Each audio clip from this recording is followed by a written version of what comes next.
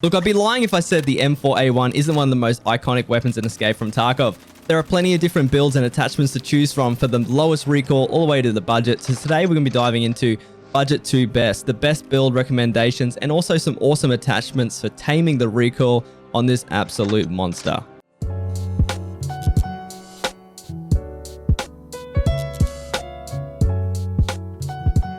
So before we get into the build here today, I just want to remind you guys that I stream on Twitch 5 days a week. The link for that will be featured down below if you want to see me losing these builds live, as well as screenshots for all the builds we're about to talk here today will be featured in the description.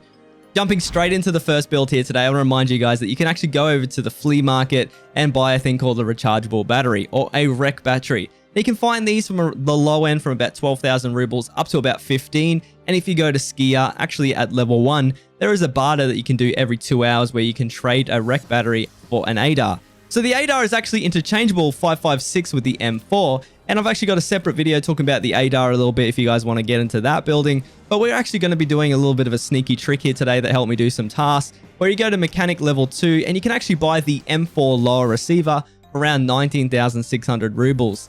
Now, basically what you can do is you just buy the lower receiver and slap that and all the ADAR furniture on top of it. And there you go, you got an M4 in disguise. Now, sometimes you can buy the lower receiver for cheaper on the flea market, so make sure to check every single time. And once again, basically what you want to do is just take all the furniture off the ADAR, off the lower receiver here, and slap it on the M4. And a lot of the time, people will leave this M4 on the ground because they won't even realize it's an M4, simply mistaking it for an ADAR. If you want to take it one step further, we're going to be moving in towards the budget boy.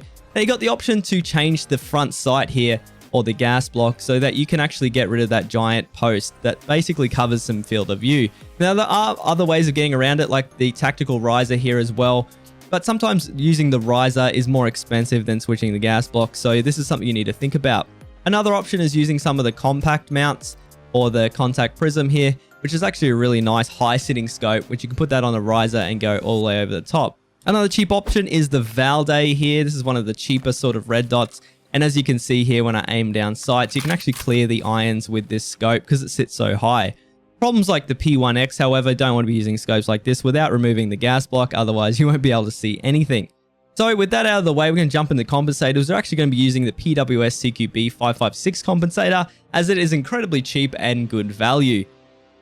Once again, when you're buying these, make sure to tick off owner type traders here, because sometimes you can buy the Valde 1P87 for a lot cheaper from people on the flea market. Now, this is obviously not always true. Sometimes it is cheaper, but we can get this awesome budget build for around 55,000 rubles, including the gun itself, which is actually insane value if you do the rec battery trade. Now, let's take this build and take it one step further. Now, let's move into the mid tier. Now, we've got many different options for the handguard, but one of my favorites here, because it's cheap, is kind of the Magpul Mo SL mid-length.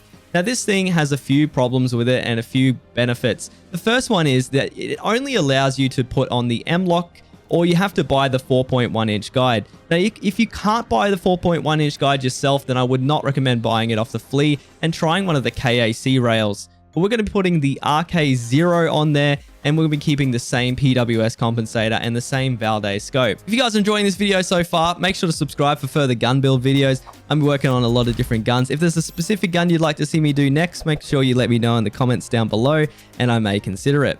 So this mid-tier M4 is actually going to be 75,000 rubles, which is actually really insane. So jumping straight into the upper build here. So we're basically going to take this one step further, and we're going to be changing to the HD15 pistol grip. Now, this thing is incredibly cheap from mechanic, but there are a few other good options. Now, these options are basically the Stark AR pistol grip, but you can actually get a black one or a really ugly green one. And the green one is sometimes cheaper on the flea market, so sometimes check this out.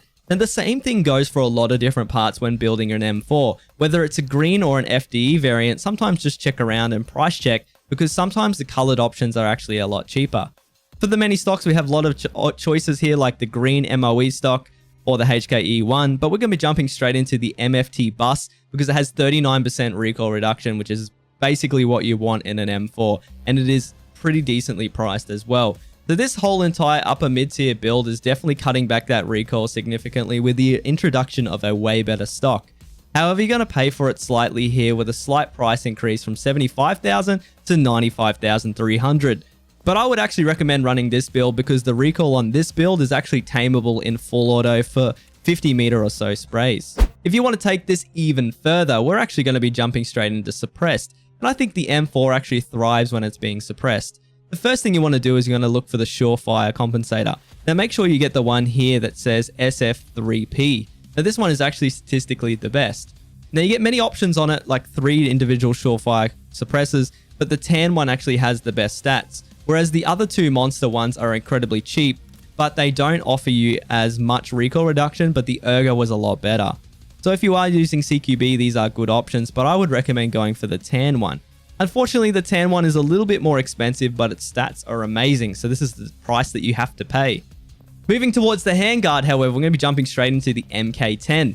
Now this is like the baller build. The MK10 is the first handguard that actually starts to reduce some of that recoil really well.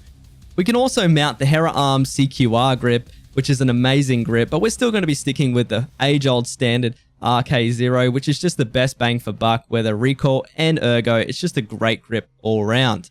So with this build, you don't really have to do much else, but I am a fan of basically sort of extending my range with the M4. Once your recoil gets lower, something like a Valde or a Elcan, especially the tan ones, might actually be a better option here. Obviously, you are going to pay a bit more once you suppress this bad boy, but 118,000 rubles, but it is definitely worth running a suppressed M4. Alright, so now let's have a look at one of my favorite builds for the M4, and this is a juicy meta suppressed build. Starting off here today with the Ergo, HK Ergo PSG grip. This is very expensive, but it's awesome build. We're going to be putting on the Raptor charging handle, the non-grey variant, as it's cheaper from mechanic at the current time in the game. We've also got an option for stocks here, starting off with the advanced buffer tube, and to meet that, we're actually going to be going for the HK-E1. However, there is the CTR Magpul, which is actually really good, considering it has way better ergo, but 1% less recoil. For the upper receiver here today, we're going to be using the MER-15, which has the best recoil reduction, as well as the fact that you can mount iron sights on these bad boys as well. So the next thing that we need to realize, guys, is the handguard here is the SAI QD, the extended one here. And this one here can be paired with iron sights at the same time for that better ergo. For scopes, we have plenty of different choices, but we're actually, if you want the lowest recoil possible, you go for the Cobra EKP. However, my personal favorite is the EOTech XPS0. But, you know, if you're considering loud, maybe consider running a riser with whatever red dot you may want to use, as the muzzle flash can be quite disgusting.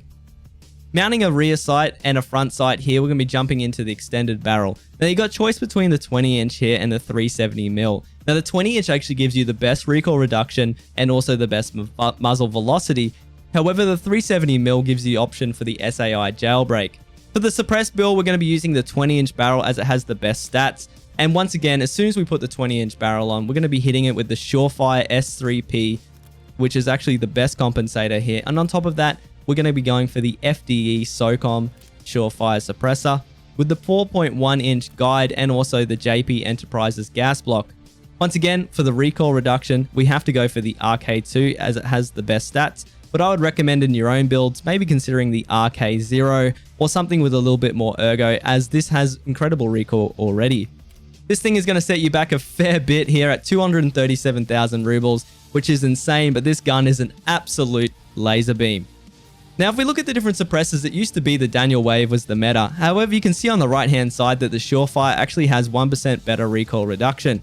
When we look at the compensators, however, it's the other way around. The Daniel Wave suppressor compensator, has 7%, and the Surefire actually has 6%. So this is something you need to consider. But at the same time, if we look at the prices, the Daniel Wave is about 60,000 on the flea, whereas the SOCOM is about 40,000 rubles. So this is something you also need to consider, as well as the fact that the compensator for the Daniel Wave is a lot more expensive than the other Surefire SF3P. Now, getting into the laser beam, this is a 32 recoil build. We're going to be jumping straight into that 370mm barrel I was talking about. And as soon as we mounted that, we're going to go ahead and whack on the JP Enterprises gas block. As soon as we got the gas block on, we're going to be going ahead here and keeping all the same attachments from the build before, but putting on the Bulletech compensator at the front here. And that's the one in the top left corner here, which has 11% recoil reduction. As soon as we get the Bulletech on, we're going to be finding the SAI jailbreak, which actually just sits over the top of it and also reduces some of that recoil here. Now, this is the ultimate build here if you want to get that recoil down. But the muzzle flash is insane. So if you use the Cobra, I would consider using a LA Roo riser here, the bigger 10 rail, because you are going to have insane muzzle flash and it can be hard to keep a track of the target that you're shooting at when you are running red dots. So I would consider running a riser every single time you use this build. And once again, we're going to go ahead and assemble this bad boy, and it's going to set you back 262,000. But this gun, my friends, has absolutely friggin' zero recoil. So when we look at all the builds here, starting off with the mid tier, you can see there's a lot of jumpiness, but it settles around near the neck of the person when you're aiming at the base. That recoil is manageable when you get a hold of it. But at the same time, something like the upper tier build here with the MK10 handguard definitely is a lot more controllable, even though it's suppressed. If we take a step back and look at something like the meta suppressed build here, that's when that extra bit of money definitely starts to become noticeable. Just look how straight and grouped these shots are. This thing is absolutely insane. It is a friggin' laser beam of death.